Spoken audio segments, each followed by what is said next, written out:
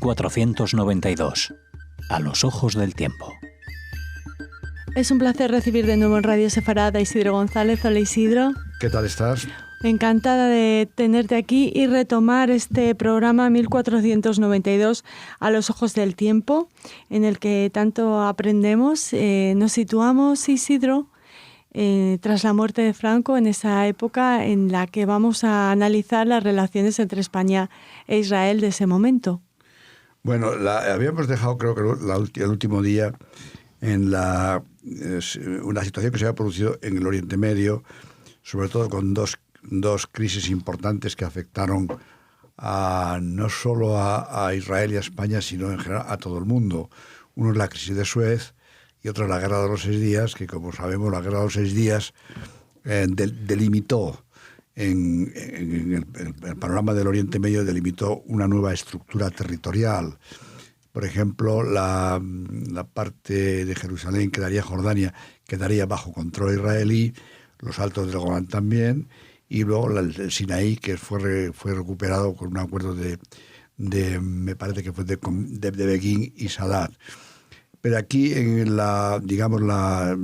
para entroncar con el tema que nos viene ahora, la política exterior española, como casi siempre, no fue ajena al problema, a los judíos sefarditas que estaban sin tiempo anterior. Fue el problema en Alemania, etcétera. Aquí, en este caso, sufrían también las extorsiones de los países árabes, como fueron Siria y como fueron Egipto. Entonces, ya hablamos también de cómo dos diplomáticos españoles, Castaño, pero sobre todo Ángel Sagaz, pues realizó una extraordinaria labor diplomática, y muchos judíos sefarditas que estaban allí y no sefarditas, en conexión con las comunidades judías de Madrid, Barcelona, e incluso con el consentimiento del gobierno español, Sagaz realizó una labor importante de regreso de estos judíos a España, que fueron atendidos por las comunidades de Barcelona y de Madrid. Quiere decir esto que, a pesar de la distancia en el tiempo, a pesar de que la expulsión ya había sido lejana, sin embargo, los vínculos digamos de españolidad o de cultura común nunca se olvidaron. Esto parece una paradoja aparente, pero en realidad no lo es tanto, porque ya ocurrió en el siglo XIX, ocurrió a principios del XX, etcétera. Es una relación esta de España y los sefardíes, y mi último ensayo va de eso precisamente, que es una especie de relación contradictoria pero real. Constante, ¿no? Constante. Es como estos miembros de la familia que se pelean con la familia pero no pueden dejar de ser de la familia. Es decir, esto ocurrió. Bien, la muerte de Franco supuso, abrió varias perspectivas a la relación de las comunidades judías y del Estado de Israel, que a veces engloba casi todo, con la relación de España con los sefardíes. Ya dijimos que se reconoce en los años 60 y tantos, por documentos ya que han aparecido, como el Ministerio Castilla reconoció que, aun salvando a muchos judíos, se pudieron haber salvado más, y que esto había que capitalizarlo políticamente. Pues, por tanto, la muerte de Franco abre, digamos, otro capítulo nuevo. ¿Y cuál es este capítulo nuevo? Pues España entra en la democracia, vienen los partidos políticos, hay una constitución, las comunidades judías que hay en España empiezan, digamos, a tener un peso ya legal, un peso ya se constituyen como entidades ya integradas dentro de la estructura social española, y hay, digamos, unos primeros intentos de establecer relaciones diplomáticas con el Estado de Israel. ¿Por qué esta anomalía? Es decir, la anomalía de que España, que tantos lazos en común tiene con Israel a través de la historia, sea probablemente, si no el último, de los últimos países que establece relaciones diplomáticas con Israel. Esto es una de las grandes contradicciones. Hay un problema, que es que quizá el problema palestino afectó en el sentido de que sobre todo los partidos de izquierda, socialistas, etc., pensaban que Israel pues había agredido, había usurpado territorios palestinos y que por tanto apoyar al Estado de Israel no sería diplomáticamente conveniente, puesto que tenía España prácticamente un apoyo árabe importante. Ya en ese momento. Ya en ese momento. Uh-huh. Sin embargo, ya Fernando Morán y otros diplomáticos hablan de que no se puede estar siempre bajo la presión de los árabes. Es decir, había todos los países árabes tenían como una especie de espada de Damocles sobre los españoles, el gobierno español, en el sentido de que una apertura hacia el Estado de Israel, su enemigo, pues supondría para ellos una retirada de petróleo, una especie de presión diplomática, con lo cual España no estaría, es decir, tendría un apoyo, le faltaría un apoyo fundamental. Uh-huh. Pero bien, esta idea empezó poco a poco a ser desechada por algunos diplomáticos y por algunos políticos importantes. Y se crea una cosa que se llamó la amistad España-Israel. Sí. La amistad España-Israel, no digamos que tenía una influencia política decisiva, pero sí creaba una corriente, un ambiente, un clima, sobre todo intelectuales, periodistas, políticos, de un acercamiento al Estado de Israel. ¿Y estas personas estaban en la órbita del Partido Socialista o había una mezcla? Es muy transversal. Es decir, había, por ejemplo, directores de periódicos como Pedro J. Ramírez, habría historiadores como Julio Caro Baroja, había intelectuales, escritores como Camilo José Cela, había Enrique Mújica, había gente que era de los dos partidos, pero que no entraban, digamos, en las decisiones políticas, sino un acercamiento al Estado de Israel que algún día tendría que cristalizar. Uh-huh. Y otro personaje importante que jugaba era José María de Areilza. Areilza cuando fue embajador en Washington, uh-huh, pues tenía una gran relación con las comunidades judías de Nueva York.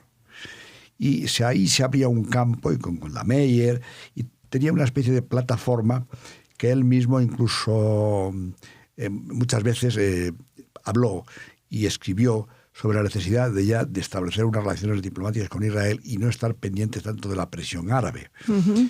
El Partido Socialista era reticente, especialmente a un sector, que sería el de Alfonso Guerra, más o menos, que era el que tenía una relación más con el partido, con los partidos el partido que sería el partido, no el partido Likud, sino el partido Mapán, o el partido Mapai, que Mapai debe ser el Partido Socialista israelí. Y ahí había sus problemas, sus intentos, pero a su vez estaban pendientes de la presión de los árabes. Pero la situación estaba, digamos, como un stand-by. Pero hay dos o tres personajes que juegan un papel importante en España. Son dos diplomáticos israelíes, bueno, precisamente uno. Primero envía a Israel oficiosamente a un sefardí que era Jonathan Prato. Primero creo que fue Jonathan Prato. Sí, viene camuflado como representante comercial de la Organización Mundial del Turismo, la OMC, tal. Y bueno, establece unos contactos, digamos, con empresarios españoles, con diplomáticos, etcétera. Su labor es luego, creo que viene Behar Paksi, que es otro diplomático de origen sefardí, que también establece, va creando como una especie de plataformas. Pero quien definitivamente asienta ya esta relación y es el que da el empujón definitivo es sin duda alguna Samuel Hadas. Uh-huh. Samuel Hadas fue un diplomático que ha muerto no hace mucho, fue embajador del Vaticano también, a que yo conocí personalmente en la Magdalena, en una conferencia que di allí, y entonces este hombre estableció una red muy tupida de contactos con la prensa, con los medios políticos, intelectuales. De hecho, ejercía casi de embajador oficioso. Uh-huh. Pero siempre había, cuando se iba a establecer la relación, siempre había algún elemento que lo impedía, algún elemento en la crisis del Oriente Medio. Cuando el año 82 está a punto de materializarse, creo que era Calvo Sotelo, entonces el presidente del gobierno, surge el problema del Líbano, la muerte de Sabra y Shatila. ¿Te acuerdas de aquellas que era el presidente entonces, un sefardí, que era Isaac Nabón, el presidente al que tuvimos la suerte de entrevistar aquí en Radio Yo le conocí Israel. Personalmente también a Nabón. Sí. Le conocí, hablé con él varias veces aquí en Israel. En ese momento, cuando todo estaba dispuesto para hacerse, surge el problema del Líbano, y entonces en ese momento se para otra vez, se paraliza la cuestión, ya no hay, la situación ya vuelve a enfriarse, y entonces se establece una especie de compás de espera. Mientras tanto, las comunidades sefarditas, judías, que están instaladas en España, pues de hecho establecen unos contactos muy fluidos entre la sociedad española y el Estado de Israel. Hay muchos viajes a Israel.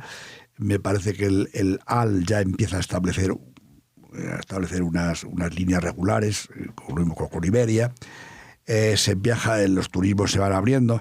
Es decir, solo faltaba el momento, solo había a la espera de dos momentos que fueran proclives. Uno, que el Oriente Medio se calmase, y otro, que hubiera una decisión política real. Entonces, pues claro, en estos momentos ya hay incluso unos contactos comerciales importantes, y se estaba solo a la espera de que, hablando un poco así en términos un tanto de relación personal, que no se molestara demasiado a los árabes. Estaba aquí Mazain Oreja, lo intenté también, ya anterior a Leiza, como dije. Hay una situación hasta que hay un viaje que lo describe, creo más bien, Antonio Lisbona, el que estudia esto más, que hay que estar también pendientes del rey. El rey de España entonces viaja a los Emiratos Árabes, digamos que advirtiéndoles de que pueden establecer unas relaciones con Israel, de que parar un golpe de una reacción opuesta, de una reacción violenta de los países árabes. Y pues entonces parece ser que una vez llegado el rey de este viaje, de Juan Carlos I, pues resulta que ya pues se establece, las conexiones estaban hechas, y es cuando se establecen relaciones en La Haya, creo que el 17 de enero de 1986. Gobernando Felipe González y Simón Peres, que era el presidente de Israel entonces. Eran dos socialistas. Y hay un hecho que, hay unas protestas árabes, pero ya más bien diluidas, no tienen la presión que ellos esperaban, esto se preparó. Y hay un hecho que yo quiero relatar aquí, y es que Simón Peres, siendo un judío askenazi, sin embargo pronuncia esas famosas frases: nos encontramos después de 500 años, que la relación de España, o la establecimiento de relaciones de España con Israel, no solo era una relación de la fría diplomacia entre dos estados, sino que había una corriente pues de 500 años antes de por qué no vas. Yo creo que esto es como la relación asimétrica que hablaba Haddad, que hemos dicho ya varias veces. Es como esos dos amigos que quieren establecer relaciones que la han perdido hace mucho tiempo, y uno dice: cuando llamo no estás, cuando estás cuando yo estoy no me llamas. Es decir, nunca se encontraron las ocasiones. Establecidas las relaciones diplomáticas y la reacción árabe fue un tanto, hubo unas protestas, pero eran previsibles, no era una situación que se esperaba así. Lógicamente, en todos los discursos de este encuentro se habla de la paz en el Oriente Medio, se habla de todo esto, pero las relaciones de hecho ya empezaron a funcionar de una manera normal. Había un problema. El problema era el consulado de Jerusalén.